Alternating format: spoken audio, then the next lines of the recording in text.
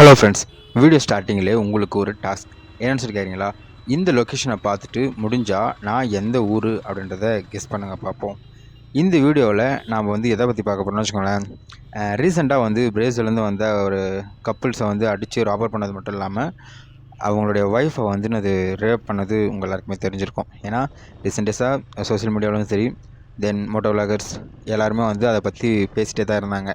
அந்த விஷயத்தில் வந்து இப்போ வந்து ஒரு இம்ப்ரூவ்மெண்ட் ஆகிருக்கு. இதில் வந்து ஒரு நல்ல விஷயமும் இருக்குது, கொஞ்சம் அசிங்கப்படுற மாதிரி இன்னொரு விஷயமும் இருக்குது. என்னென்னு சொல்லி கேட்குறீங்களா? அந்த ரேப் வந்து பண்ணாங்க பார்த்தீங்களா? பண்ணதில் வந்து 7 பேர் பண்ணாங்க. அந்த 7 பேரில் வந்து 3 பேரை வந்து போலீஸ் வந்து அரெஸ்ட் பண்ணிட்டாங்க.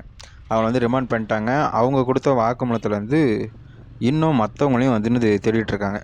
கூடிய சீக்கிரத்தில் அவங்களையுமே வந்து அரெஸ்ட் பண்ணிவிடுவாங்க. ஸோ வந்து கொஞ்சம் இம்ப்ரூவ்மெண்ட் இருக்குது நம்ம எல்லோரும் சோஷியல் மீடியாவில் பேசுனதுனால. தென் ஃபஸ்ட் டைம் வந்து ஒரு சோஷியல் இஷ்யூவில் என்னுடைய வாய்ஸ் வந்து அது ரைஸ் ஆகிருக்கு. அதை வந்து பல பேர் கேட்டிருக்காங்க அப்படின்ற விஷயத்தில் வந்து எனக்கு வந்து சந்தோஷம். ஏன்னா வச்சுக்கோங்களேன், லாங் வீடியோ கிட்டத்தட்ட ஒரு 1.3K வியூஸ் போயிருக்கு. தென் வந்து என்னது ஷார்ட்ஸ் வந்து ஒரு 7+8ன்னு நினைக்கிறேன் சம்திங் போயிருக்கு. ஒரு 10,000 பேர் அட்லீஸ்ட் என்னுடைய வாய்ஸை வந்து கேட்டிருக்காங்கன்ற போது எனக்கு வந்து சந்தோஷமாக இருந்துச்சு. தென் இந்த விஷயத்தில் ஒரு கேவலப்படக்கூடிய ஒரு விஷயம் என்னன்னு சொல்லிட்டு தெரியுங்களா? அந்த இன்சிடெண்ட் வந்து நடந்துச்சு பார்த்தீங்களா? அவங்களுக்கு வந்து 10,00,000 அந்த ஸ்டேட் கவர்மெண்ட் வந்து நஷ்டஈடாக கொடுத்துருக்காங்க. ஏன்னா அவங்களுக்குலாம் கொஞ்சமாச்சு வெக்கமாகவே இல்லையா?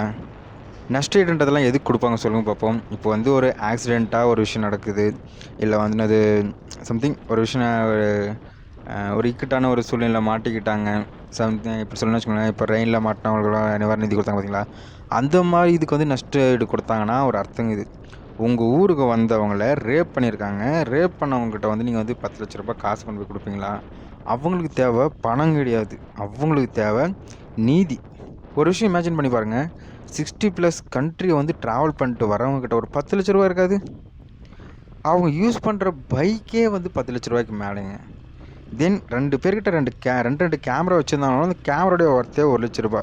நீங்கள் கொடுக்குற 10,00,000 பணத்துக்கு தான் வந்திருப்பாங்களா? ஸோ முடிஞ்ச அளவுக்கு அவங்களுக்கு வந்து பணத்தை கொடுத்து செட்டில்மெண்ட் பண்ணுறதை விட்டுட்டு அவங்களுக்கான நீதியை கொடுங்க. தென் இன்னும் சில பேர் வந்து என்னென்ன சொல்லிட்டு இருக்கீங்கன்னு வச்சுக்கோங்களேன், இந்த விஷயம் வந்து இங்கே மட்டும் தான் நடக்குதா, எல்லாத்தோட தான் நடக்குது அப்படி இப்படின்னு சொல்லிட்டுலாம் பேசிகிட்டு இருக்கீங்க. எங்கே நடக்குதுன்றது விஷயம் இல்லை நண்பா. ஒரு விஷயத்த புரிஞ்சுக்கோங்க, 60 நாடு தாண்டி வந்த அவங்களுக்கு அங்கே நடக்காத ஒரு அநீதி இந்தியாவில் நடந்திருக்கு. இதுக்கு நாம் வெக்கப்பட்டு தான் ஆகணும். பெருமையாக வந்து நெஞ்சை நிமித்திக்கிட்டலாம் யாரும் தயவு செஞ்சு வந்துடாதீங்க. தென் இப்போ தான் நான் வந்து கொஞ்சம் கொஞ்சமாக என்னுடைய லைஃப்பை வந்து தேடிட்டுருக்கேன். முடிஞ்ச அளவுக்கு என் லைஃபுக்கு வந்து சப்போர்ட் பண்ணுங்கள். இல்லைனா பொத்திக்கிட்டு இருக்கணும். சரியா? என்னடா இப்படிலாம் பேசுகிறேன்னு சொல்லிட்டு தப்பாக நினச்சிக்காதீங்க.